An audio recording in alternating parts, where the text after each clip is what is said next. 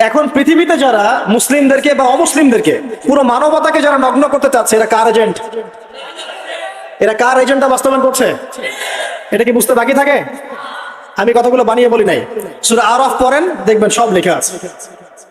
আসেন, এক কথায় বলতে চাচ্ছি, ওই সময়কার যে শিরকটা শুধুমাত্র মক্কায় সীমাবদ্ধ ছিল, এখনকার শিরকটা গ্লোবালাইজেশন হয়েছে, পুরো দেশে দেশে দেশে শিরক ছড়িয়ে পড়েছে। আসেন, ওই সময় আরেকটা বড় পাপ ছিল, যেটা এই যে এক ভাই বললো, সেটা হলো রিবা। রিবা রিবা মানে কি? সুদ। রিবা মানে সুদ, জানেন তো? আর সুদ তো ফরজ নাকি ভাই? আচ্ছা, এমন কোন গ্রাম নাই বাংলাদেশে যেখানে সুদ নাই, আর বিশ্বের এমন কোন দেশ নাই যেখানে সুদ নাই। আর এই যুগের কথাই নবী সাল্লাল্লাহু আলাইহি ওয়াসাল্লাম হয়তো বা বলেছিলেন, আল্লাহু আ'লাম, আল্লাহ ভালো জানেন, যে এমন একটা যুগ আসবে যে যুগে ম্যাক্সিমামই সুদখোর হবে। যে ব্যক্তি সুদের ছিটাফোঁটা, মানে সুদের পাপ থেকে বেঁচে থাকতে চাইবে, ওর গায়েও গিয়ে সুদের ছিটাফোঁটা গিয়ে লাগবে। এটা সেই যুগ না? আপনি বুঝতে পারছেন না হয়তো, এটা সেই যুগ।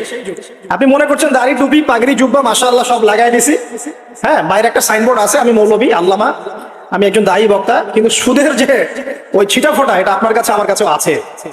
হয়তো আপনি বুঝতে পারছেন না। কখন বুঝবেন? যখন ইসলামিক অর্থনীতির বইগুলো পড়তে পারবেন। আর শুধু ইসলামিক অর্থনীতির বই যথেষ্ট না, এর পাশাপাশি আমাদের দরকার এই প্রচলিত যে IMF, ইন্টারন্যাশনাল মনিটারি সিস্টেম, এর নীতিগুলো জানা। তখন কি আপনি বুঝবেন ওয়ার্ল্ড ব্যাংক কি জিনিস, IMF কি জিনিস, ঠিক আছে? তখন বুঝবেন যে পেট্রো ডলার কি জিনিস, তখন বুঝবেন যে হার্ড কারেন্সি সফট কারেন্সি কি জিনিস। এখন বুঝবেন না। আর যেহেতু বুঝবেন না, অতএব আমি এগুলো বলেও লাভ নাই। যেহেতু আপনি বুঝবেন না, আমি যদি এখন এসব নিয়ে কথা বলি, আপনার কাছে মনে হবে এসব কি উল্টা পাল্টা কথা কইতেছে। ঠিক আছে? তো যাই হোক, আগে আল্লাহর ওয়াস্তে ইসলামিক ইকোনমিক্স পড়েন এবং ইন্টারন্যাশনাল মনিটরি সিস্টেম সম্পর্কে পড়েন। তো যাই হোক, পড়াশোনা করেন। আমি একজন স্কলারের নাম বলে দিই, এক লেকচারে তো সব বলে দেওয়া সম্ভব না। সম্ভব? আমি রাস্তা দেখাচ্ছি আপনাদেরকে। আপনারা আল্লামা তকি উসমানীর বইগুলো পড়েন, নাম শুনেছেন? আচ্ছা, নাকি এখন বলবেন যে উনি তো হানাফি মাযহাবের, আমি তো আহলে হাদিস পড়বো না, এটা বলবেন নাকি? আল্লামা তকি উসমানী এই বিশ্বের সবচেয়ে বড় আলেমদের একজন। আল্লামা তাকি উসমানী এই বিশ্বের সবচেয়ে রিনাউন্ড আলেমদের একজন। তার ইসলামিক অর্থনীতির যে পুরো সিরিজ আছে, আল্লাহর ওয়াস্তে বাসায় কিনে একবার পড়ে দেখেন অর্থনীতি কি জিনিস, আপনি কিসের উপর দাঁড়িয়ে আছে। পড়া যাবে না ইনশাল্লাহ? আপনি তাকে ভালো যদি নাও বাসেন, তাও পড়ে দেখেন। মনে করেন আপনি একটা কমিউনিটির মধ্যে আছেন, বা একটা সংগঠনে আছেন, বা একটা ঘরানার মধ্যে আছেন, তাহলে কি অন্য ঘরানার বইপত্র পড়া যাবে না? হারাম হারাম হয়ে গেছে নাকি? তো এই যে সংকীর্ণ মানসিকতা থাকলে ভাই হেদায়েত পাওয়া যাবে না। আর আপনি যে মনে করছেন আমি একদম হকের উপর আছি, আপনি সঠিক পথে আছেন ঠিকই, তবে এটা সঠিক ভুল পথ। কথা বুঝতে পারছেন না? আপনি মনে করছেন যে আমি একদম চূড়ান্ত সঠিক বিষয়ের উপর আছি। হ্যাঁ, আপনি সঠিক বিষয়ের উপর আছেন ঠিকই, বাট আপনি সহি একটা ভুল পথে আছেন।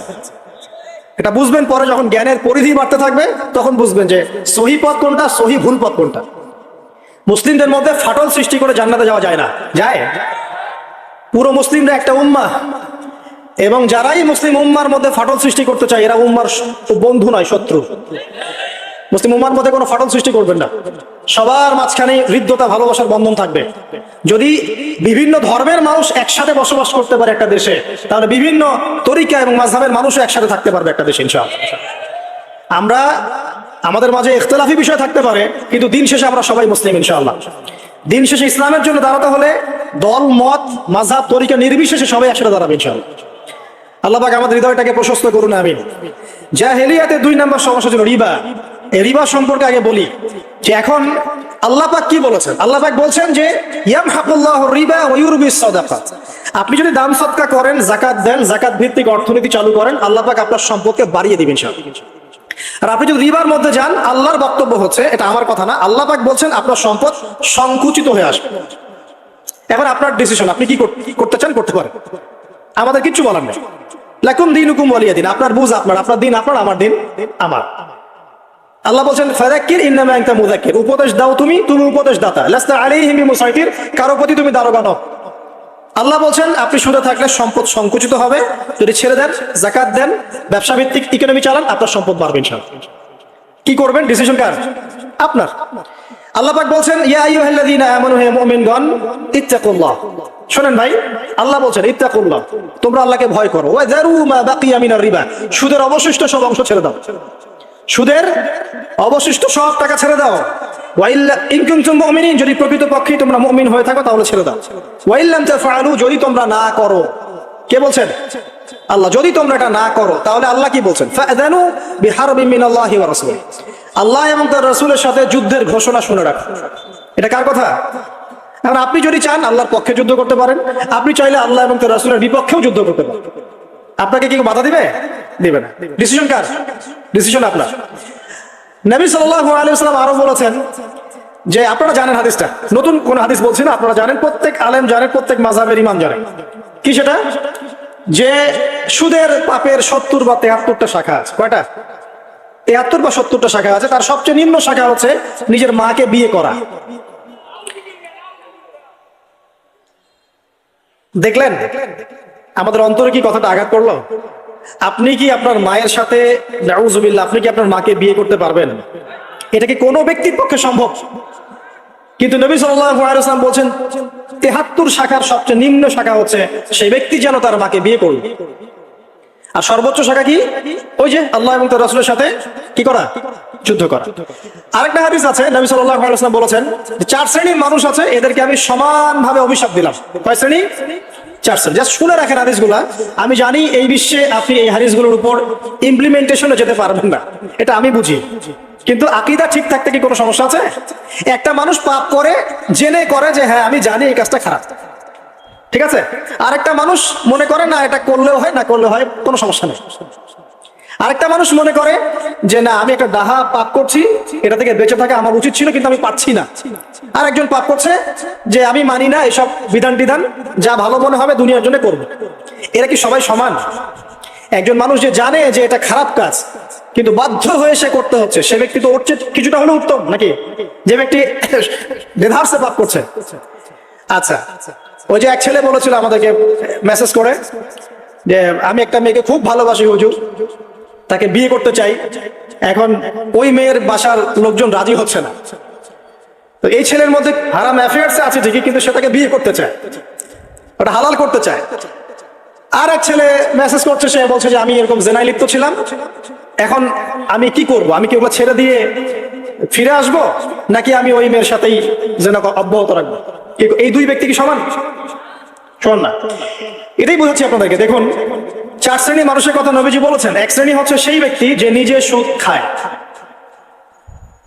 কারা কারা খাই? এবার হাত উঠান, কারা কারা খান? আলহামদুলিল্লাহ। দ্বিতীয় শ্রেণী যারা খায় না কিন্তু মানুষকে দেয়। এবার দেন কারা কারা? আচ্ছা। 3 নাম্বার, খায়ও না দেয়ও না, খায়ও না দেয়ও না, সাক্ষী থাকে। সাক্ষী আছেন কারা কারা? সাক্ষী অনেক জনে আছে। আচ্ছা, মাশাআল্লাহ, লা ইলাহা ইল্লাল্লাহ। 4 নাম্বার, খায়ও না দেয়ও না, সাক্ষীও থাকে না, লিখে রাখে। এবার লেখেন কারা কারা? এইবার তো মুশকিল। এখানে তো অনেক বিসিএস ক্যাডার আছেন মনে হয়, এবং অনেক এমন এমন সেকশনে জব করছেন যেখানে লিখতে হচ্ছে নাকি। তো এই 4 শ্রেণীর মানুষকে নবী সাল্লাল্লাহু আলাইহি ওয়াসাল্লাম কি করেছেন ভাই, আমি শুনাই আপনাকে খালি। আল্লাহ নবী বলেছেন যে আমি 4 শ্রেণীর মানুষকে সমানভাবে অভিশাপ দিয়ে গেলাম, এতটুকু বলেছেন। এখন আপনি যদি মনে করেন যে নবী সাল্লাল্লাহু আলাইহি ওয়াসাল্লামের অভিশাপ কাঁধে নিয়ে আমার আমলগুলো কবুল হচ্ছে, বা আমি কবরের অ্যানসার দিতে পারবো, প্রশ্নোত্তর, আমি মিজান, এই মিজানে দাঁড়ি পাল্লা, আমার নেকির পাল্লা ভারী হবে, বা আমি রাসূল সাল্লাল্লাহু আলাইহি ওয়াসাল্লামের সুপারিশ পাবো, হ্যাঁ, বা আমি রাসূলের সাথে জান্নাতে থাকতে পারবো, আমি বলবো এই চিন্তাটা হবে একটা অলিক প্রসূত কল্পনা, আর কিছু না। এখন তওবা করেন আমার সাথে, বলেন আজকে থেকে কোন রকমের সুদী কারবারে থাকবো না। তওবা করেন, বলেন আস্তাগফিরুল্লাহ আল্লাযী লা ইলাহা ইল্লা হুয়াল হাইয়ুল কাইয়্যুম ওয়া আতুবু ইলাইহি। তওবা করলেন তো? ভ্যান চালাই খাবেন, রিকশা চালাই খাবেন, কৃষিকাজ করে খাবেন, ব্যবসা করে খাবেন, ছোট্ট একটা মুদির দোকান করে খাবেন, যদি কিচ্ছু করতে না পারেন রাস্তায় মুচিগিরি করে হলে খাবেন, সেলুনে বারবার হয়ে খাবেন, তারপরে সুদের দিকে যাবেন ইনশাআল্লাহ।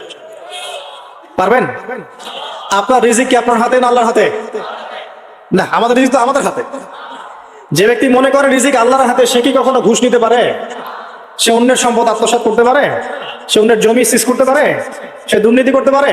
সে সুদ খাইতে পারে? কেন খায়? কারণ সে মনে করে রিজিকের মালিক সে নিজেই। এগুলো করলে তার সম্পদ বাড়বে, না করলে সম্পদ বাড়বে না, এই কারণেই তো সে কাজগুলো করে। আর আমি খুব ভালোই বুঝি, অ্যাটলিস্ট আমি খুব ভালোই বুঝি যে এই কাজগুলো ব্যক্তিরা কেন করে। উত্তর শুনবেন? উত্তর হচ্ছে পরিবারের জন্য। কার জন্য? পরিবারের জন্য। মা, বৃদ্ধ মা আছে দেখতে হবে, দুই বাবা আছে দেখতে হবে, স্ত্রী আছে, আর স্ত্রী মাশাআল্লাহ একদম ফেমিনিস্ট, তার চাহিদা পূরণ করতে তার হিমশিম খেতে হয়। হ্যাঁ, একটা শাড়ি নিলে 20,000, ঠিক আছে, স্ত্রীর চাহিদা অনেক, গহনাগাটির অনেক চাহিদা। আর না দিলে তো আবার সমস্যা, বাসায় গেলে তো মানসিক টর্চার সেলে রেখে দিবে। এখনকার বেশিরভাগ পুরুষই কিন্তু নির্যাতনের শিকার, এখনকার বেশিরভাগ পুরুষ কিন্তু নির্যাতনের শিকার। ম্যাক্সিমাম বাসায় গিয়ে দেখবেন টর্চার, এক একটা রিমান্ডের সেলের মতো, বুঝছেন? এবং এটা 7 দিন 5 দিন 7 দিনের রিমান্ড না, এটা লাইফ টাইম রিমান্ড, মানে পুরো জীবন ধরে রিমান্ড চলবে। তো এই যে সমস্যা, কার কার জন্য করি? পরিবার, সন্তান, পিতা মাতা, আত্মীয় স্বজন, এগুলোর জন্য। কিন্তু একটা কথা শোনেন, আমরা যখন মারা যাব না, আমরা মারা গেলে পরে 40 দিন তারা আমাদেরকে মনে রাখবে কিনা সন্দেহ আছে। বিশ্বাস করছেন না? এই যে আমাদের অনেক আত্মীয় স্বজন মারা গেছে না, বছরে একটা বারো কি কবরস্থানে কেউ গিয়েছে? বা হয়তো যায়, মৃত্যুবার্ষিকী ওই দিন যায়, তাই না? দেখেন, আমরা কিন্তু আস্তে আস্তে ভুলে গিয়েছি তাদেরকে, আমরা ব্যস্ত হয়ে গেছে। ঠিক একইভাবে তারাও আমাদেরকে ভুলে যাবে।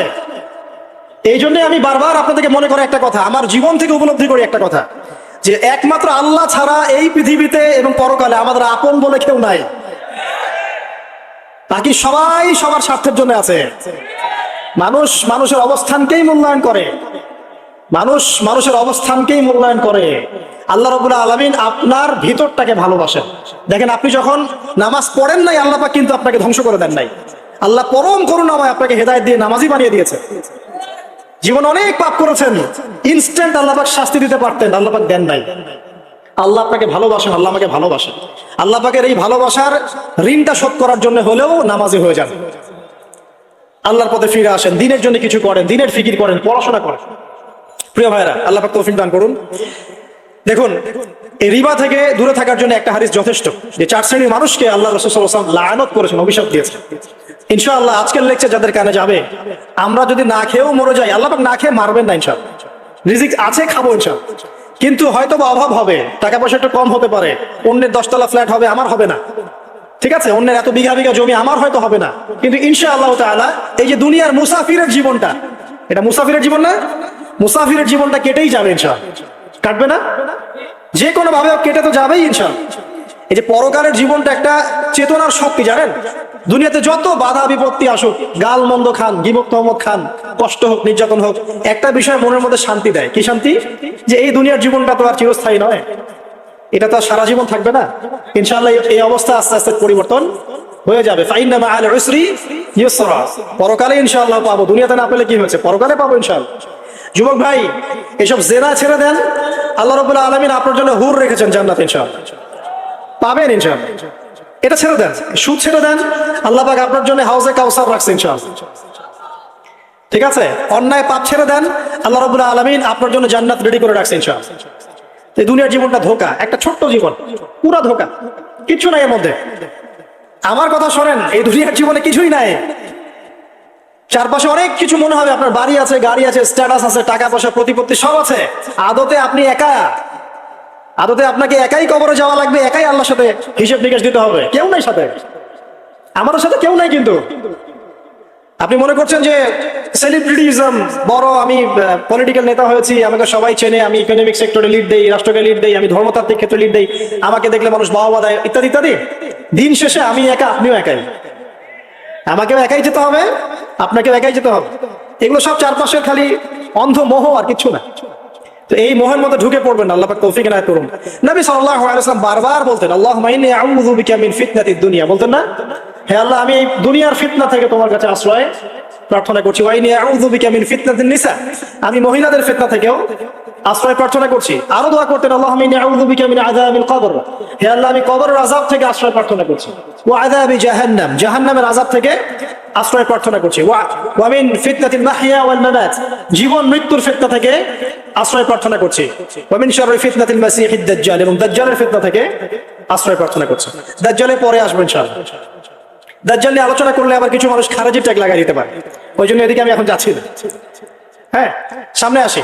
তো রিবার বিষয়টা বলছিলাম, আইয়ামে জাহিলিয়াতে যে সেই রিবা এখনকার বিশ্বে আছে কি নাই বলেন? ওই সময় না হয় মক্কায় ছিল, এখন কি সারা বিশ্বব্যাপী নাই?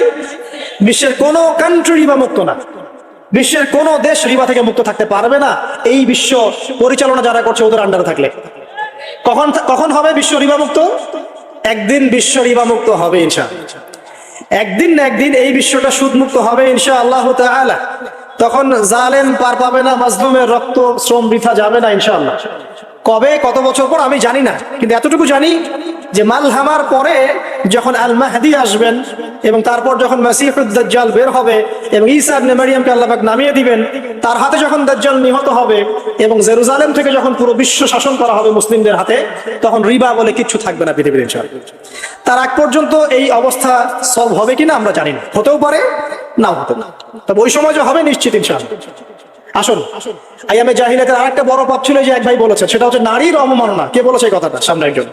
হ্যাঁ, আইয়ামে জাহিলিয়াতের অন্যতম একটা সেরা পাপ ছিল কি? নারীর অবমাননা। এটা নিয়ে কি বলতে হবে? এখন ধর্মের মধ্যেও আমরা নারীদেরকে অবমাননা করছি। বহু নামাজি ব্যক্তি আছে আমাদের মধ্যে, দেখবেন বোনের সম্পত্তি দেয় নাই, মেয়েকে শিক্ষিত করতে চাচ্ছেন না। কেন চাচ্ছেন না? ওর কি অধিকার নাই শিক্ষার? আপনি কি জানেন যে আয়েশা রাদিয়াল্লাহু আনহার কাছে বহু সাহাবী হাদিসের তালিম নিয়েছেন, বহু হাদিস শিখিয়েছেন কে? মা আয়েশা রাদিয়াল্লাহু আনহা। তো তিনি যদি শিক্ষিত না হতেন শেখাতে পারতেন? তো মেয়েদের শিক্ষার দরকার আছে না? হ্যাঁ, কি বিষয় দরকার? তাদের উপযুক্ত পরিবেশ নিশ্চিত করতে হবে, নিরাপত্তা, পর্দা এগুলো নিশ্চিত করতে হবে। তারপরে মেয়েদেরকে আপনি অবশ্যই শিক্ষিত করুন। ঘরের কোণে বসে রাখতে কে বলেছে? আপনি নিরাপদ পরিবেশ দেন, পর্দা দেন, তারা মাদ্রাসা যাবে, পড়াশোনা করুন।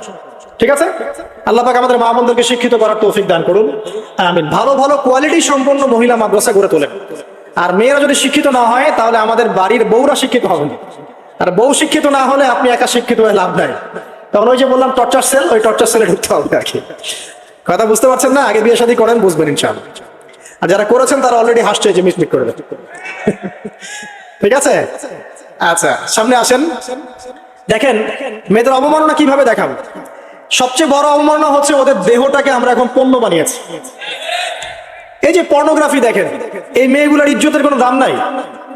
মানে তাদের দেহটাকে একটা ব্যবসার সামগ্রী বানানো হয়েছে। এখানে আমরা মেয়েদের দেহটাকে আমরা কি বানিয়েছি? পণ্য বানিয়ে দিয়েছি। আর এখন তো চলছে কাপড় খোলা সংস্কৃতি।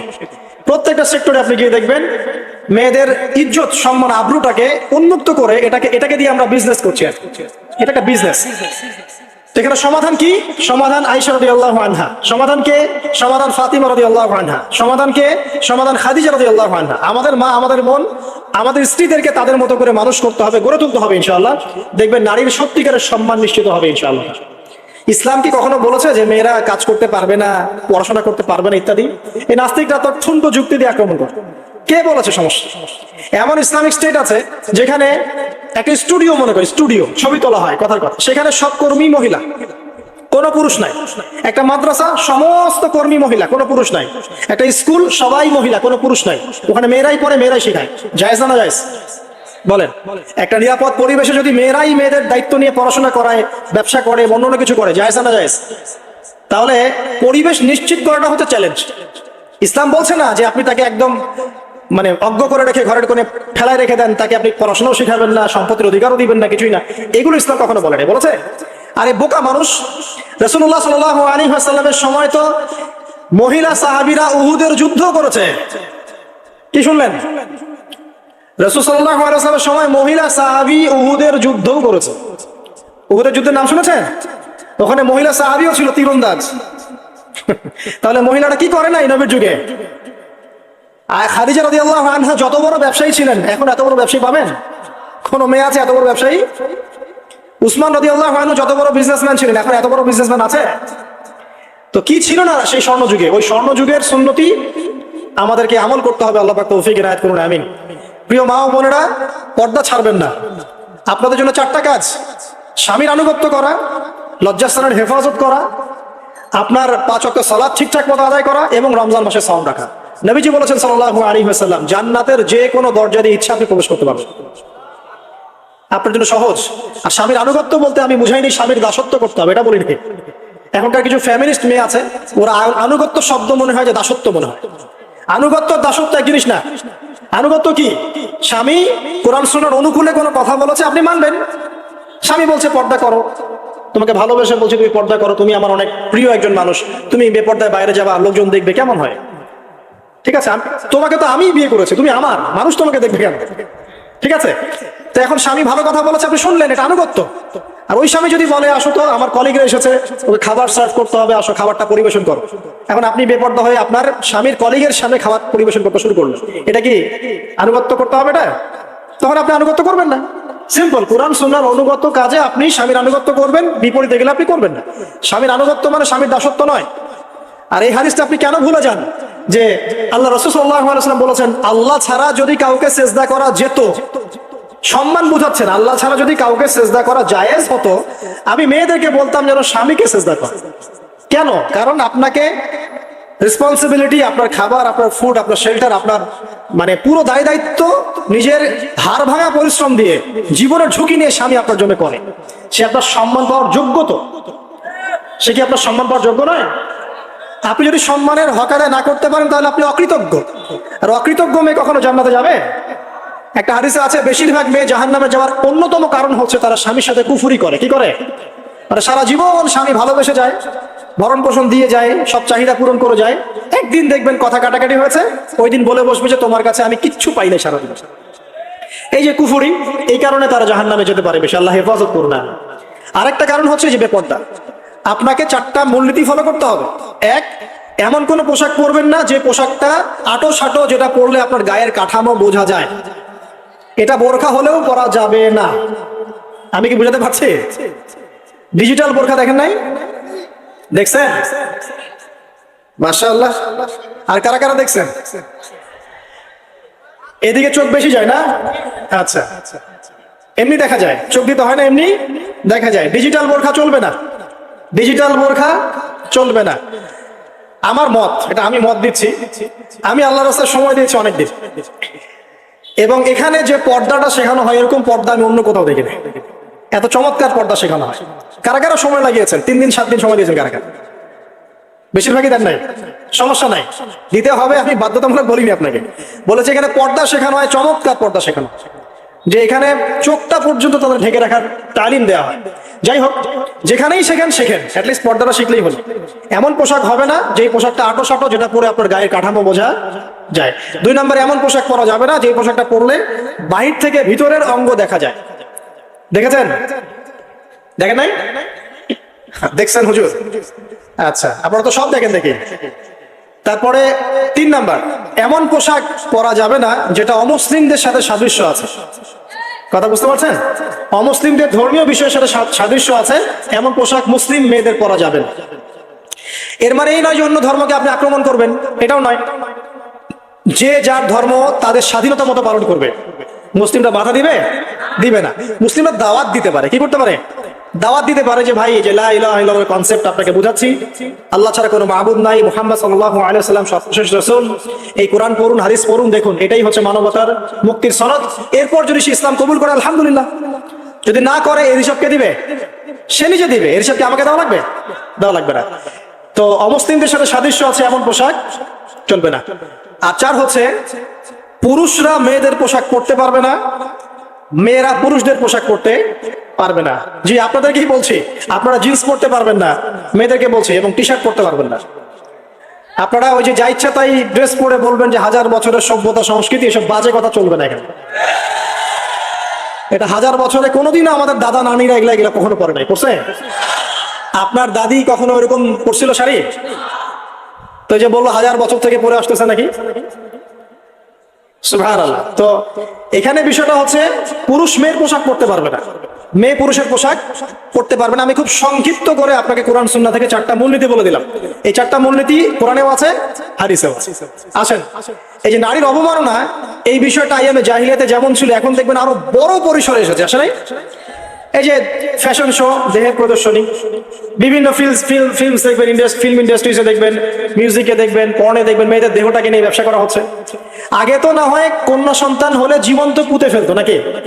এখন যদি গর্ভের বাচ্চা মেয়ে জানে, অনেকে আগেই মেরে ফেলে। বোঝেন নাই মনে হয়? অনেকে যদি জানে যে গর্ভে মেয়ে সন্তান আছে, আগেই মেরে ফেলায়। এমন অনেক দেশ আছে, আমি নাম বলছি না দেশের সঙ্গত কারণে, যে সেই দেশে এরকম মেয়ে সন্তানকে এই যে খালাস করে ফেলার, নষ্ট করে ফেলার, ভ্রূণ নষ্ট করার আলাদা ক্লিনিক আছে, আলাদা হসপিটাল আছে। বলে নাউজুবিল্লাহ। তো আসলে ওই 1450 বছর আগের মানুষটা বেশি বর্বর ছিল না আমরা বেশি বর্বর? এই অধিকারের কথা বলে বলে আমরা মেয়েদের দেহটাকে নিয়ে এখন মশকরা করছি, তামাশা করছি। সবচেয়ে সেরা অধিকার কোথায় পাবে? কোরআনে পাবে, হাদিসে পাবে, ইসলামে পাবে। তার পর্দা নিশ্চিত হবে, দেহ সেফ থাকবে, তার ইজ্জত নিশ্চিত হবে, ইজ্জত সেফ থাকবে, তার সম্মান সেফ থাকবে, তাকে রাজরানীর মতো স্বামী বাসায় রাখবে, কারণ সে হচ্ছে তার কাছে সবচেয়ে মূল্যবান প্রিয় প্রিয় বস্তু। শুধু তাই নয়, সম্পত্তির অধিকার তাকে দিতে হবে। একজন মেয়ে তার ভাইয়ের সম্পত্তি পাবে, তার বাবার সম্পত্তি পাবে, তার স্বামীর সম্পত্তি পাবে, সব দিক থেকে সে সম্পত্তি পাবে। আর একজন ছেলে কিন্তু সব দিক থেকে সম্পত্তি পাবে না। তো এই বিষয়গুলো যখন এক শ্রেণীর মানুষ বোঝে না, তখন ইসলামের বিরুদ্ধে অহেতুক প্রোপাগান্ডা চালানো শুরু হয়। সবচেয়ে সেরা সম্মান রক্ষার উদাহরণ দেওয়া হয়েছে ইসলামে, কোরআনে এবং হাদিসে। এই কথাটা আপনাদের মা বোনদেরকে বোঝাবেন, তবে নম্রতার সাথে বোঝাবেন, কারণ উচ্চবাচ্য করলে তারা কথা শুনবে না। আর আল্লাহ রাসূল সাল্লাল্লাহু আলাইহি ওয়াসাল্লাম বলেছেন, কিছুটা বাঁকা হাড় দিয়ে তাদেরকে তৈরি করা হয়েছে। যদি আপনি শক্ত করে চাপ দিতে যান তাহলে ভেঙে যাবে, আর যদি আপনি ওই অবস্থায় ছেড়ে দেন তাহলে বাঁকাই থেকে যাবে। এখানে আপনাকে হিকমা অবলম্বন করতে হবে। আল্লাহ পাক তৌফিক দান করুন। একটা বিষয় বলছিলাম, ওই যে শিরকের পাপ এখন গ্লোবালাইজেশন হয়েছে না, ওই সুদের পাপ এখন গ্লোবালাইজেশন হয়েছে না। গ্লোবালাইজেশন বোঝেন? মানে বিশ্বায়ন, পুরো বিশ্বে ছড়িয়ে পড়েছে না। আর একটা হচ্ছে এই যে মেয়েদের অবমাননা, এটা সারা বিশ্বে ছড়িয়ে পড়ে নাই? আচ্ছা, আর দুটা বলবো, এরপর বলে আমি শেষের দিকে যাচ্ছি। আসেন, একটা হচ্ছে মাদক। মাদক আইয়ামে জাহিলিয়াতের অন্যতম সেরা পাপ ছিল কি? মাদক। ওই যে বলছেন জাহিলি যুগ, কেন বলছেন জাহিলি যুগ? বিকজ ওইখানে মাদক খেত মানুষ বেশি। এখন বলেন, ওখানে না হয় মক্কায় মাদক খেত মানুষ, এখন সারা বিশ্বে মাদক ছড়িয়ে পড়ে নাই? বেশি না কম? এখন এই যে নতুন নতুন মাদক আসছে, ইয়াবা, আরো নাকি কি কি আসছে নতুন নতুন, আমরা নামও জানি না। এই যে গাজার নাম জানি, ফেন্সিডিলের নাম জানি, আর কি কি আছে? হিরোইন বলেন, আর দু একটা। আফিম, আর কি আছে? হ্যাঁ, রেন্ডি, সুবহানাল্লাহ, এই নামও কখনো শুনি নাই আমি। আচ্ছা শোনেন শোনেন, বিষয়টা হচ্ছে, দেখুন এই বিষয়টা কি হালাল না হারাম? আচ্ছা, এটাকে যদি আমরা হালাল করে নেই তাহলে কি হবে? কুফরি হবে না শিরক হবে? শিরক কুফর দুটোই হচ্ছে। কিন্তু এখন মক্কার কিছু মানুষ মাদক খেয়েছে বুঝলাম, আল্লাহ রাব্বুল আলামিন ধাপে ধাপে এখান থেকে বের করেছেন। প্রথমে বলেছেন মদ খেয়ে নামাজের ধার কাছে যেও না। হ্যাঁ, তারপরে বলেছেন এই যে মাদকে কিছুটা উপকার আছে কিন্তু বেশি ক্ষতি। তারপর বলেছেন খেয়ে নামাজের কাছে যেও না। তারপর ধাপে ধাপে শেষের দিকে আল্লাহ পাক বলেছেন যে এটাকে ছেড়ে দাও। সূরা মাইদায় পড়ে দেখেন, এটা শয়তানের কাজ। তখন সাহাবায়ে কেরাম রাদিয়াল্লাহু আনহুম পুরোপুরি মাদক থেকে নিজেদেরকে মুক্ত করলেন। এরপরে কি কখনো তারা মাদক ছুঁয়েও দেখেছেন? বরং মাদক দ্রব্য সেবন করলে 40টা লাঠি বেত্রাঘাত করতে হয়, ইসলামিক শাস্তি। কয়টা লাঠি? আর ওমর রাদিয়াল্লাহু আনহুর সময়ে 40 লাঠিকে বাড়িয়ে 80 লাঠি করা হয়েছিল। কত লাঠি? 80 লাঠি। কিন্তু আরো একটা পাপের শাস্তি আছে, বলবো? অপবাদ, এখন যেটা বেশি দেওয়া হয়, অপবাদ, মিথ্যা অপবাদ, সতীসাধী নারীর উপরে মিথ্যা অপবাদ, এর শাস্তি হচ্ছে 80 লাঠি। আবার 100 লাঠির শাস্তি আছে, 100 লাঠি। এটা কিসের জানেন? জিনা। জিনা, এই যে যারা করছেন, এর শাস্তি হচ্ছে 100 লাঠি। তাও জনসমক্ষে দিতে হবে, গোপনে না। আর 1 বছরের জন্য এলাকা ছাড়া করতে হবে। রজম একটা শাস্তি আছে, রজম। এটা কি? রজম মানে পাথর নিক্ষেপ করে হত্যা। এটা তো বর্বর, তাই না? অমানবিক, মধ্যযুগীয়। এসব কথা শুনছেন না? শোনেন, কিছু কিছু বিষয় আছে যে বিষয়গুলো করার পরে এই পৃথিবীতে মানুষ বেঁচে থাকার অধিকারটা হারিয়ে ফেলে। কথা বুঝতে পারছেন না মনে হয়? কিছু কিছু পাপ আছে, এগুলো করলে পরে মানুষ এই পৃথিবীতে বেঁচে থাকার অধিকারটা হারিয়ে ফেলে। যেমন কোন বিবাহিত ব্যক্তি যদি জেনা করে, নাউজুবিল্লাহ, কোন ছেলে যদি কোন ছেলের সাথে যৌন সম্পর্ক করে, সমকামী করে, বা এটাকে যেটা গে মানে যেটা কি বলে, সমকামিতা, ঠিক আছে, এই কাজ যদি কেউ করে, এই নোংরা কাজ যদি কেউ করে, কোন মেয়ে যদি কোনো মেয়ের সাথে এরকম কোনো কাজ করে, একই পাপ। এইসব পাপ করলে পরে এই পৃথিবীতে বেঁচে থাকার অধিকারটা সে হারিয়ে ফেলে। কথা কি বুঝতে পারছেন? আচ্ছা, তখন শাস্তি হচ্ছে আল্লাহ রাব্বুল আলামিন পাথর নিক্ষেপ করে হত্যা করতে বলেছেন। কারণ হচ্ছে সে এত গর্হিত একটা কাজ করেছে যেটা এই শাস্তি পাওয়ার সম্পূর্ণ যোগ্য। এবং কওমে লূত নামে যে কওম ছিল, ওই কওমটাকে আসমানে উঠিয়ে আল্লাহ পাক পাথর বর্ষণ করে এভাবেই শেষ করে দিয়েছে। জর্ডান একটা দেশ আছে না, জর্ডান, জর্ডানের পাশে ডেড সি নামে একটা জায়গা আছে, ডেড সি, মৃত সাগর। ওইখানে সাদুম নামে একটা গোত্র থাকতো। কোন গোত্র? সাদুম, ওই সাদুম গোত্র এরকম সমকামী ছিল। আল্লাহ রাব্বুল আলামিন লূত আলাইহিস সালামকে পাঠিয়েছিলেন, তারা হেদায়েতের বাণী শোনে নাই। আল্লাহ পাক ওদেরকে আসমানে উঠিয়ে পাথর নিক্ষেপ করে উল্টা দিকে দাফন করে দিয়েছেন। তো কিছু কিছু পাপ আল্লাহ পাক সহ্য করেন না, আল্লাহ পাকের আরশ কেঁপে ওঠে। এই পাপগুলো সেরকম পাপ। কথা বুঝতে পারছেন? তো এই যে জিনা, পর্নোগ্রাফি, ব্যভিচার, পরকে, এগুলোর মধ্য দিয়ে আমরা নারীর অবমাননা করছি না?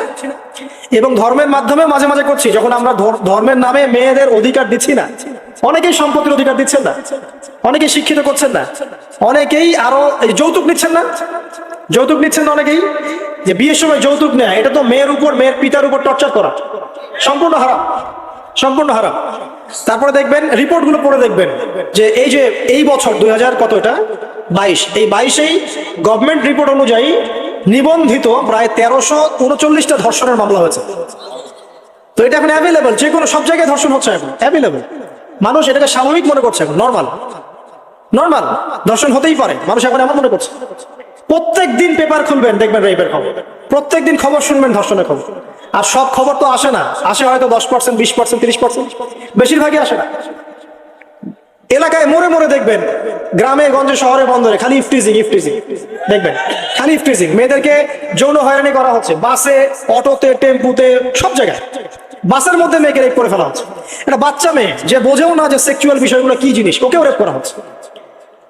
এই যে মহামারী, আপনি তো বুঝতে পারছেন না যে আমরা কোন সমাজে আছি। এই সমাজে আপনার মেয়ে তো সেফ না, আমার মেয়ে তো সেফ না। আমার মেয়ে, আপনার মেয়ের ভবিষ্যৎ কি হবে, এর ভবিষ্যতের নিশ্চয়তা কে দিবে? আপনার মেয়ের ইজ্জতের ভবিষ্যতের নিশ্চয়তা কে দিবে? এই নিশ্চয়তা দেওয়ার মতো মানুষ কোথায়, নেতা কোথায়? কারো ঘরের স্ত্রী, কারো ঘরের বোন, কারো ঘরের মেয়ে এখন সেফ না। যে কোনো দিন, যে কোনো জায়গায়, যে কোনো দুর্ঘটনা হতে পারে। বাসে, ট্রাকে, ট্রেনে, অটোতে, সব জায়গায় হতে পারে। আর এগুলোকে আমরা প্রমোট করছি, এখন নগ্নতাকে প্রমোট করছি, পর্নকে প্রমোট করছি। এই নগ্নতা, পর্ন, এসব দিয়ে মানুষের মাথাটাকে পুরো জানোয়ার বানিয়ে ফেলা হয়েছে। পর্ন দেখাতে দেখাতে ছেলেদের মাথাটাকে জানোয়ার, পশু বানিয়ে ফেলা হয়েছে। এরা এখন বোঝে না যে মেয়ে কি জিনিস, মা কি জিনিস, বোন কি জিনিস, তাও বোঝে না। ভাই বোনের সাথে জেনা করেছে, চাচাতো বোন চাচাতো ভাইয়ের সাথে জেনা করছে, চাচাতো ভাই ফুফাতো বোনের সাথে জেনা করছে। রংপুরের খবর শুনলাম যে মায়ের সাথে ছেলেও জেনা করেছে। নাউজুবিল্লাহ। এগুলো কেন হচ্ছে? এই মহামারী কেন হচ্ছে? কি সমাধান দিবে? সমাধান ইসলামে ছিল, আমরা নেই নাই। সমাধান হচ্ছে, প্রথম সমাধান অশ্লীলতার মহামারী বন্ধ করতে। মানুষ পর্ন দেখতে দেখতে পশু হয়ে গেছে। আপনি বাইরে যে আলখাল্লা টুপি দাঁড়িয়ে পরে ঘুরলে লাভ আছে? ইমানের আলোচনা করবেন, খুব লাফালাফি করলো, 2 দিন পর দেখবেন কোনো খবর নাই। পর্ন দেখতে দেখতে ভিতরটা শেষ, ড্যামেজ। পর্নোগ্রাফিতে যে একবার আসক্ত হয়েছে, তার মধ্যে ইমানের কোনো তেজই থাকবে না, কোনো তেজ থাকবে না। এখন আলেম জালেম সবার ফোনে ফোনে দেখবেন পর্ন চলে আসতেছে। কেউ দেখতে না চাইলেও তাকে দেখতে বাধ্য করা হচ্ছে। ফেসবুকে ঢুকবেন, নগ্ন দৃশ্য। এই নগ্নতা দিয়ে, এই পর্নোগ্রাফি দিয়ে, এই যে মিডিয়ার মধ্যে দিয়ে প্রমোটিংটা দিয়ে ব্যভিচার ছড়িয়ে দেয়া, জেনা ছড়িয়ে দেয়া, অশ্লীলতা ছড়িয়ে দেয়া, পরকে ছড়িয়ে দেয়া, এর মধ্য দিয়ে নারীর সম্মান, দেহ, ইজ্জতকে আমরা এখন রাস্তার সাথে মিশিয়ে দিয়েছি। কিসের অধিকারের কথা বলছে? কিসের নারী অধিকারের কথা বলছে? খালি ডিগ্রি সার্টিফিকেট অর্জন করতে পারলেই অধিকার হয়? আমার তো ইজ্জতই ঠিক থাকলো না, আমার অধিকার কোথায় থাকলো? একটা সার্টিফিকেট অর্জন করার জন্য কলেজের মেয়েদেরকে বড় বড় নেতার বেডরুমে ঢুকানো হচ্ছে, দেখেন নাই? তো একটা সার্টিফিকেট অর্জন করতেই হবে আমাকে, নিজের ইজ্জত বিক্রি করে দিয়ে হলেও আমার সার্টিফিকেট অর্জন করতেই হবে। লাথি মারি এসব পড়াশোনার পিছনে, দরকার নেই আমার পড়াশোনা। হচ্ছে বাসায়, এলাকায় এলাকায় মহিলা মাদ্রাসা করেন, মাদ্রাসায় মেয়েদেরকে পড়ান। আমি খুব দুঃখের সাথে বলছি, অনেক মাদ্রাসাতেও এরকম ঘটনা কিন্তু ঘটেছে, ঘটেছে না? এখানে একটা কথা আমরা পরিষ্কার করতে চাই, সেটা হলো যে পাপ পাপী, রেপ রেপি, ধর্ষণ ধর্ষণী, সে আলেম করুক আর জালেম করুক, ইমাম করুক আর জালেম করুক, ফাসেক করুক, সবাইকে সমান শাস্তি নিশ্চিত করতে হবে। আর শাস্তি হবে দৃষ্টান্তমূলক, যেন আরো 10 জন দেখে শিক্ষা নেয়। ওই যে ইসলামে আছে না হাত কেটে ফেলা, কি কারণে বলেন তো? কারণ সবাই যখন দেখবে এই যে খুঁটির সাথে বেঁধে একটা চোরের হাত কেটে ফেলা হয়েছে, এলাকার সব মানুষ দেখেছে, চুরি বাড়বে না কমবে? নিশ্চিত চুরি কমে যাবে ইনশাআল্লাহ। তো এই যে নারীর অবমাননার ওই যুগের চেয়ে এই যুগে বেশি না কম? আপনি ভালো করে আল্লাহর নূর দিয়ে দেখেন। আমি প্রথমে বলেছি, শুধু বাইরের চোখ দিয়ে দেখলে সব বুঝতে পারবেন না। আল্লাহ পাকে নূর দিয়ে দেখেন, কোরআন সুন্নাহর গভীর জ্ঞান দিয়ে দেখেন, দেখবেন ওই জাহিলিয়াতের চেয়ে 1000 গুণ বেশি জাহিলিয়াত এখনকার বিশ্বে চলছে। আল্লাহ পাক আমাদের মা বোনদের ইজ্জত হেফাজত করুন। তাদের সম্মান হেফাজত করুন। আমরা দোয়া করি আল্লাহ পাক তাদেরকে উচ্চশিক্ষায় শিক্ষিত করুন, নিরাপত্তা নিশ্চিত করুন। কেউ যদি ওদের দিকে খারাপ চোখ তুলে তাকায়, আল্লাহ পাক সেই চোখকে যেন ধ্বংস করে দেন। আল্লাহ পাক তাদের ইজ্জতের প্রতি যদি কেউ খারাপ ভাবে হাত বাড়ায়, তাদের শাস্তি যেন নিশ্চিত করার তৌফিক আল্লাহ পাক আমাদেরকে দান করে। আল্লাহ পাক আমাদের মা বোনদেরকে মূল্যবান, মহামূল্যবান মনে করে আমাদেরকে হেফাজত করার তৌফিক দান করুন, আমিন। আর তাদেরকে যারা নগ্ন করতে চায়, আল্লাহ পাক এদেরকে ধ্বংস করে ছেড়ে দিন, আমিন। আল্লাহ পাক বলেছেন, যারা চায় মুমিন মুসলিমদের সমাজে অশ্লীলতা ছড়িয়ে পড়ুক, দুনিয়া এবং আখিরাত উভয় জাহানে আল্লাহ পাক এদেরকে ধ্বংস করবেন। আরেকটা বলে শেষ করি, সেটা হলো, কয়টা বলেছি ভাই জাহিলিয়াত? ইমাম মুহাম্মদ বিন আব্দুল ওয়াহাব রাহিমাহুল্লাহ তার একটা বইয়ের মধ্যে 1000টা জাহিলিয়াত আছে। আমি 5টা বাছাই করেছি। কয়টা? 5টা। কয়টা বলেছি? 4টা। এক হচ্ছে কি বলেছিলাম? শিরক। আছে না নাই? রিবা এখন আছে না নাই? 3 নাম্বার কি ছিল? মাদক। আর 4 নাম্বার নারীর অবমাননা। মাদক তো বুঝলেন, এটা তো আমার চেয়ে আপনারা ভালো বুঝেন, মাদক সব জায়গায় আছে। আরেকটা কথা বলি, দেখুন মাদক নিয়ে একটা কথা বলি, শুনুন। আপনাদের কি কখনো গায়ে কখনো ফোড়া হয়েছে? কার কার গায়ে ফোড়া হয়েছে বলি, হাত তুলুন। কেমন ব্যথা? ফোড়া ফেটে গেলে কি বের হয়? রক্ত আর পুঁজ বের হয়, তাই তো? একটা হাদিস পড়েছি, রাসূলুল্লাহ সাল্লাল্লাহু আলাইহি ওয়াসাল্লাম বলেন সাল্লাল্লাহু আলাইহি ওয়াসাল্লাম, যে জাহান্নামে আমাকে মেরাজের রাতে জাহান্নাম দেখানো হয়েছে। মেরাজের রাতে আমাকে জাহান্নাম দেখানো হয়েছে। তো সেখানে আমি দেখলাম যে কিছু মানুষকে এই জাহান্নামীদের রক্ত আর পুঁজ খেতে দেয়া হচ্ছে। মানে আল্লাহ জানেন কেমন করে, রক্ত আর পুঁজ পান করতে দেয়া হচ্ছে। কারণ জাহান্নামে পিপাসা লাগবে না, ক্ষুধা লাগবে না? ক্ষুধা লাগবে। খাবার খেতে চাইলে জাক্কুম, আর পানি খেতে চাইলে হামিম, গরম উত্তপ্ত পানি। আর যে রক্ত আর পুঁজ, রক্ত আর পুঁজের একটা মিশ্রণ খেতে দেওয়া হচ্ছে। তো নবী সাল্লাল্লাহু আলাইহি ওয়াসাল্লামকে সাহাবীরা পরে জিজ্ঞাসা করলেন, ইয়া রাসূলুল্লাহ, কোন পাপের কারণে তাদেরকে এই শাস্তি দেওয়া হচ্ছে? নবী করিম সাল্লাল্লাহু আলাইহি ওয়াসাল্লাম বললেন, তাদেরকে এই শাস্তি দেওয়া হচ্ছে একটা পাপের কারণে, সেটা হলো মাদক দ্রব্য সেবন করা। আর ওই পানীয়টার নামও নবীজি বলে গেলেন, তার নাম হচ্ছে তিনাতুল খাবাল। কি নাম? তিনাতুল খাবাল। এই তিনাতুল খাবাল মানে জাহান্নামীদের রক্ত এবং পুঁজ, এটা খেতে দেওয়া হচ্ছে মাদক দ্রব্য সেবনকারীদের জন্য। আল্লাহ রাসূল সাল্লাল্লাহু আলাইহি ওয়াসাল্লাম বলেছেন, কোন ব্যক্তি যদি মাদক সেবন করে, তার 40 দিনের নামাজ কবুল হবে না। সে যদি আবার তওবা করে ফিরে আসে, আল্লাহ পাক মাফ করে দিবেন ইনশাআল্লাহ। যদি আবারও মাদক খায়, আবার 40 দিনের নামাজ কবুল হবে না। তারপর যদি আবার তওবা করে, আবার আল্লাহ মাফ করে দিবেন ইনশাআল্লাহ। তারপর যদি আবার মাদক খায়, আবার 40 দিনের নামাজ কবুল হবে না। তারপর যদি আবার তওবা করে, আবার আল্লাহ মাফ করে দিবেন। তারপরে যদি আবার মাদক খায়, তখন আল্লাহ রাব্বুল আলামিন তাকে তিনাতুল খাবাল পান করান। প্রিয় ভাইরা, আপনারা মুসলিম না? আমরা মুসলিম না? মুসলিম যুবকদের সবচেয়ে সেরা অস্ত্র হচ্ছে ঈমান এবং নৈতিকতা। অন্যরা জাহিলিয়াতের স্রোতে ভেসে যাক, মুসলিম তরুণরা কখনো জাহিলিয়াতে যাবে না ইনশাআল্লাহ। আমার সাথে ওয়াদা করেন যে কোনো প্রকার মাদক দ্রব্যের সাথে সংশ্লিষ্ট থাকবেন না। একটা সিগারেটও কখনো টান দিবেন না। কারণ সিগারেটটা কি? সিগারেট আপনাকে আস্তে আস্তে অন্য মাদকের দিকে নিয়ে যাবে। সিগারেট খাওয়া শিখেছিস, এখন গাঁজাও খা। গাঁজা খাওয়া শিখলে এখন ওটা খা, এই করতে থাকে। এক পর্যায়ে আপনি এখান থেকে আর বের হতে পারবেন না। এখানে আপনার দেহের ক্ষতি, আপনার মস্তিষ্কের ক্ষতি, আপনার পরিবারের ক্ষতি। এমন আপনি যদি পরবর্তীতে গিয়ে পরিবার গঠন করতে চান, আপনি সুখী পরিবারও গঠন করতে পারবেন না, কারণ ভিতর থেকে আপনি নিজেকে শেষ করে ফেলেছেন। দুইটা ভয়ঙ্কর পাপের কথা বলে দেই। এই দুইটা পাপে যারা আসক্ত হয়ে আছে, তারা তওবা করে ফিরে আসলে পরেও সারা জীবন তাদেরকে এটা সাফার করতে হবে। কথা বুঝতে পারছেন না? তওবা করে ফিরে এসেছেন মনে করেন, তারপরেও আপনাকে সারা জীবন এই পাপের ফলটা ভোগ করতে হবে। এক, মাদক দ্রব্য দীর্ঘদিন সেবন করেছেন, তওবা করেছেন, ফিরে এসেছেন, আল্লাহ হয়তো মাফ করে দিয়েছেন, আল্লাহ পাক মাফ করে দিয়েছেন, বাট আপনি আপনার দেহের যে ক্ষতিটা করে ফেলেছেন, এটা পোষাতে পারবেন না। এক নাম্বার। দুই, তখন আপনি যদি বিয়ে করেন, আপনি স্ত্রীকে সন্তুষ্ট করতে পারবেন না। হ্যাঁ। 2 নাম্বার হচ্ছে এই যে গোপনে যুবকরা যে পাপটা করে, মাস্টারবেশন, যেটাকে আমরা বলি হস্তমৈথুন। এই পাপ যেসব যুবকরা করছে বা করে, এবং অ্যাভেলেবেল এই পাপটা সবাই করে, কারণ এখন পর্নের যুগ। পর্ন দেখলে তো আর কোনো উপায় নাই, তখন তো এই পথেই যেতে হচ্ছে, নিজের উপরে নিজেকে জুলুম করতে হচ্ছে। যারা হস্তমৈথুন অভ্যস্ত হয়ে গেছে, এরা যদি তওবা করে ফিরেও আসে, শরীরের যে ক্ষতিটা হয়েছে এটা পূরণ হবে না। দেখেন, আমার মতো বয়সে, আমার চেয়ে প্রায় 10 বছর বয়স আগেই তারেক বিন জিয়াদ স্পেন জয় করেছিল। আমার যে বয়স এখন চলছে 30 পার হয়ে গেছে, এর চেয়ে আরো প্রায় 10 বছর আগে মুহাম্মদ বিন কাসিম এই সিন্ধু জয় করেছিল।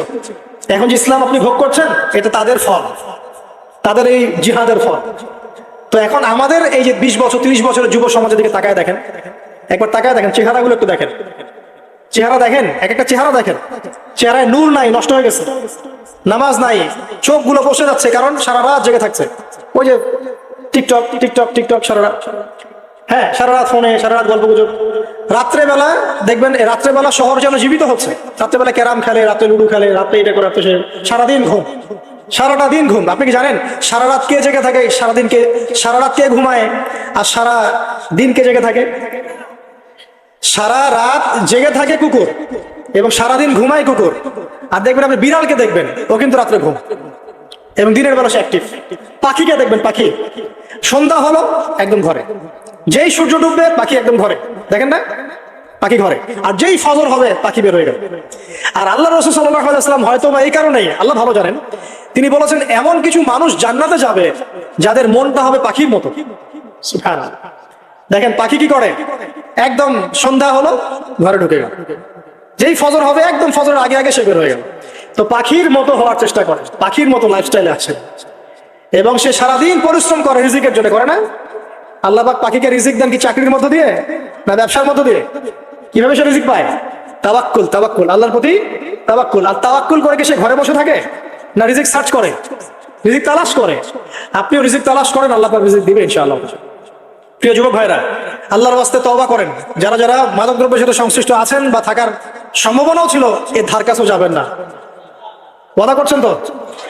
এবং গোপন পাপে লিপ্ত হবেন না, গোপন পাপে লিপ্ত হবেন না। আপনি যৌবনকে ধরে রাখেন, ইনশাআল্লাহ দেখবেন আপনি সারা জীবন এনজয় করতে পারবেন ইনশাআল্লাহ। কিন্তু যদি এখন নিজেকে শেষ করে ফেলেন, এখন নিজেকে শেষ করে ফেললে আপনি বিয়ে করলে পরেও দেখবেন আপনি পস্তাচ্ছেন। ওই যে কলিকাতা হারবালে যেতে হবে, তখন মডার্ন হারবালে দৌড় দিতে হবে। আর সব হারবাল টারবাল খেয়ে লাভ হয় না। কারণ কি? কারণ আল্লাহ প্রদত্ত যে নেয়ামত সেটা আপনি নষ্ট করে ফেলেছেন, এখন এইটা আর আপনি ক্ষতিপূরণ দিতে পারবেন। অতএব জীবনটাকে সিরিয়াসলি নেন। মুসলিম তরুণ যুবকদেরকে উদ্দেশ্যে বলছি যে আপনারা কায়িক পরিশ্রম করেন, কায়িক পরিশ্রম করেন, 5 ওয়াক্ত সালাতটা আল্লাহর ওয়াস্তে নামাজে মসজিদে এসে পড়েন। বেশি কিছু করতে বলছি না ভাই, আমার কথা শোনেন, বেশি কিছু করতে বলছি না। আল্লাহর ওয়াস্তে 5 ওয়াক্ত নামাজটা মসজিদে পড়েন, পারবেন না? আচ্ছা, ডেইলি 10টা পৃষ্ঠা করে কোরআন তেলাওয়াত করেন, পারবেন? আল্লাহ তৌফিক দান করুন। ডেইলি 2-4 টাকা করে সাদকা করেন, পারবেন? আচ্ছা, প্রত্যেক দিন কিছু দাওয়াতি কাজ করেন, আমর বিল মারুফ, সৎ কাজের আদেশ করবেন, নাহি আনিল মুনকার, অসৎ কাজে নিষেধ করবেন, পারা যাবে ইনশাআল্লাহ। আপনি হালাল রিজিকের একটা সন্ধান খোঁজার চেষ্টা করেন, পারবেন ইনশাআল্লাহ। পড়াশোনায় নিজেকে ব্যস্ত রাখেন, লেখাপড়ায় নিজেকে ব্যস্ত রাখেন। যদি এর পাশে আপনি সময় পান, আমি বলবো আপনি খেলাধুলা করেন। যদি সময় কিছু বের করতে পারেন, কায়িক কিছু পরিশ্রম করেন, প্রয়োজনে কিছু কসরত করেন, জিম করেন, খেলাধুলা করেন। তারপরেও পড়নে যায় না, তারপরেও গার্লফ্রেন্ডের পিছনে সময় নষ্ট করেন না, তারপরেও যে টিকটক, ফেসবুক, ইউটিউব নিয়ে পড়ে থাকেন, ওগুলোর চেয়ে খেলাধুলা করা অনেক ভালো। অ্যাটলিস্ট আপনি ফিজিক্যালি ফিট থাকবেন। অনেকে বলতে পারে যে এটা না করলে হয়, এটা বাজে কাজ, সময় নষ্ট। আমি মনে করি এখনকার যুবকরা যেসব পথে সময় নষ্ট করছে, এর চাইতে অ্যাটলিস্ট খেলাধুলা করলে ভালো ছিল। একটা সময় ছিল না, আজকে থেকে 10 বছর আগে প্রচুর খেলা হতো না? ক্রিকেট হতো, ফুটবল হতো, এই ব্যাডমিন্টন হতো শীতকালে, তাই না? খেলার লিপ্ত থাকলে কিন্তু আমাদের মধ্যে একটা হৃদ্যতা, একটা বন্ড তৈরি হতো, একটা বন্ড। আমরা অনেক টুর্নামেন্ট খেলতাম না? এখন দেখবেন কিচ্ছু নাই, সব বন্ধ, খালি ফোন, সারাদিন কি ফোন। এটা আরো কি ডেঞ্জারাস না? এভাবে তাদের ফিজিক্যাল বডিটা নষ্ট হচ্ছে, মেন্টাল স্ট্রেংথটাও নষ্ট হচ্ছে। এর চেয়ে বরং তারা যদি কোনো কসরত করে, এটা অনেক ভালো হবে। এটা আমার মত, এটা আমি কোরআন সুন্নাহ থেকে কোনো কথা বলছি না। আল্লাহ পাক বোঝার তৌফিক দেখ। শেষ কথা হলো যে আইয়ামে জাহিলিয়াতের আরেকটা নির্মম বর্বরতা ছিল হচ্ছে গোত্রীয় দ্বন্দ্ব। কি ছিল? গোত্রীয় দ্বন্দ্ব। এটাই দিয়ে আমি শেষ করছি। সেটা হলো কেমন গোত্রীয় দ্বন্দ্ব? মনে করেন একটা গোত্রের নাম বনু তামিম, একটার নাম বনু হানিফা, একটার নাম হচ্ছে বনু কুরাইজা, একটার নাম হচ্ছে মনে করেন বনু মাখজুম, আরেকটা হচ্ছে বনু আদি। এরকম অনেক গোত্র ছিল। তো এই গোত্রগুলোর মধ্যে আপোষে দ্বন্দ্ব চলতো। খুব সামান্য কারণে তারা দীর্ঘস্থায়ী যুদ্ধ করত। একটু বোঝার চেষ্টা করেন, খুব সামান্য কারণে তারা লম্বা লম্বা যুদ্ধ করত। একটা উটকে কেন্দ্র করে প্রায় 80 বছর যুদ্ধ হচ্ছে। কত বছর? 80 বছর। এখন আপনাকে বলি, এই যে জাহেলিয়াতের এই যে গোত্রীয় হানাহানি, মারামারি, কাটাকাটি, এটা কি এখন সারা বিশ্বে ছড়িয়ে পড়েছে কি পড়ে নাই? আল্লাহ নূর দিয়ে দেখেন, পড়েছে কি পড়ে নাই? দেশে দেশে হানাহানি বেড়েছে না কমেছে? রাসূলুল্লাহ সাল্লাল্লাহু আলাইহি ওয়াসাল্লাম 23 বছর নবুয়তের জীবনে যতগুলো জিহাদ করেছেন এবং সারিয়া করেছেন, এতে সব মিলে হয়তো 2 থেকে 3 হাজার মানুষও মারা যায় নাই। ঠিক আছে, কিন্তু এখনকার দেখবেন প্রথম বিশ্বযুদ্ধেই কয়েক কোটি মানুষ শেষ, দ্বিতীয় বিশ্বযুদ্ধেই আরো কয়েক কোটি মানুষ শেষ, আর সামনে যে নিউক্লিয়ার যুদ্ধ হতে যাচ্ছে আল্লাহু আলাম কবে হবে, এবং এটা হইলে যে কি হবে পৃথিবীর অবস্থা আল্লাহই ভালো জানে। এমন নিউক্লিয়ার ওয়েপন্স আছে যেটা আসমানে যদি বিস্ফোরণ ঘটানো হয় তাহলে ওই দেশের সমস্ত ইলেকট্রনিক জিনিসগুলো নষ্ট হয়ে যাবে। বুঝতে পারেন এই কথা? বোম মারতে হবে না পৃথিবীতে, মাটিতে বোমটা মারতে হবে না, আসমানে বিস্ফোরণ করে দিবে, তাতে আপনার পুরো দেশের যত ইলেকট্রনিক ডিভাইস আছে সব ড্যামেজ।